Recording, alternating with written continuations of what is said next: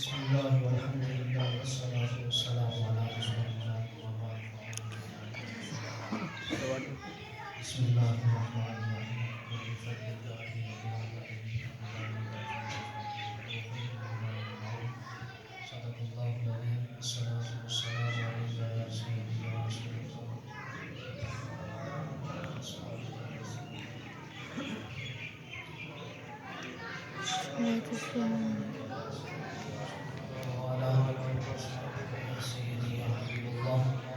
الصلاة والسلام علیک یا سیدی یا رسول اللہ وآلہ وصحبہ۔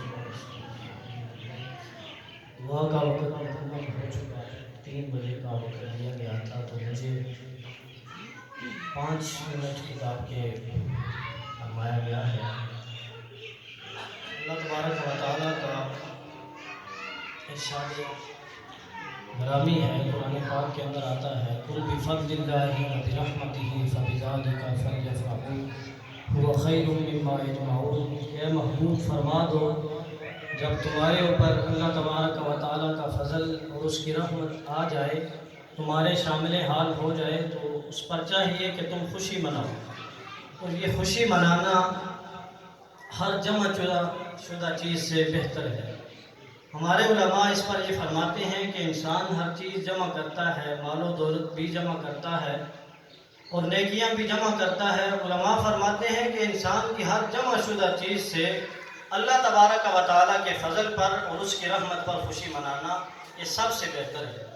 تو انسان جتنی بھی نیکیاں جمع کرتا ہے، ہمارے علماء اس پر یہ فرماتے ہیں کہ سب سے بڑی نیکی یہ ہے، اور سب سے بڑی نیکی پر اور فضل پر خوشی منانا یہ ہے کہ بندہ اللہ تبارک و تعالیٰ کے بڑے فضل اور اس کی بڑی رحمت پر خوشی منائے۔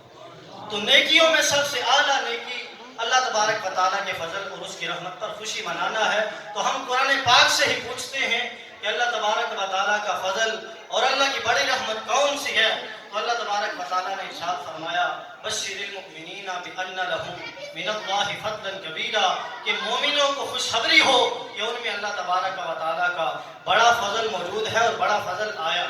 اور نبی علیہ السلام کے بارے میں ہی قرآن پاک کے اندر فرمایا وما ارسلناک الا رحمۃ للعالمین، کہ ہم نے آپ کو تمام جہانوں کے لیے رحمت بنا کر بھیجا۔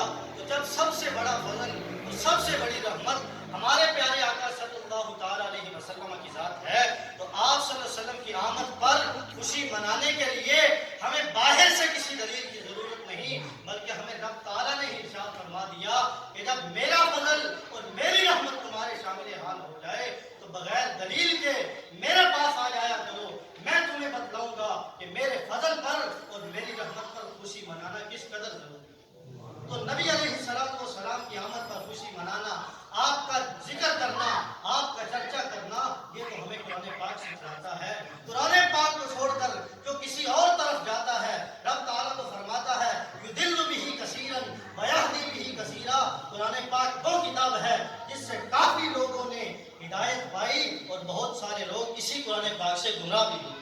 کیوں کہ جنہوں نے قرآن پاک کو مانا وہ ہدایت پر ہو گئے، وہ ہدایت یافتہ ہو گئے، اور جنہوں نے قرآن پاک کے احکام کا انکار کیا وہ تو راندہ درگاہ ہوئے اور گمراہ ہوئے۔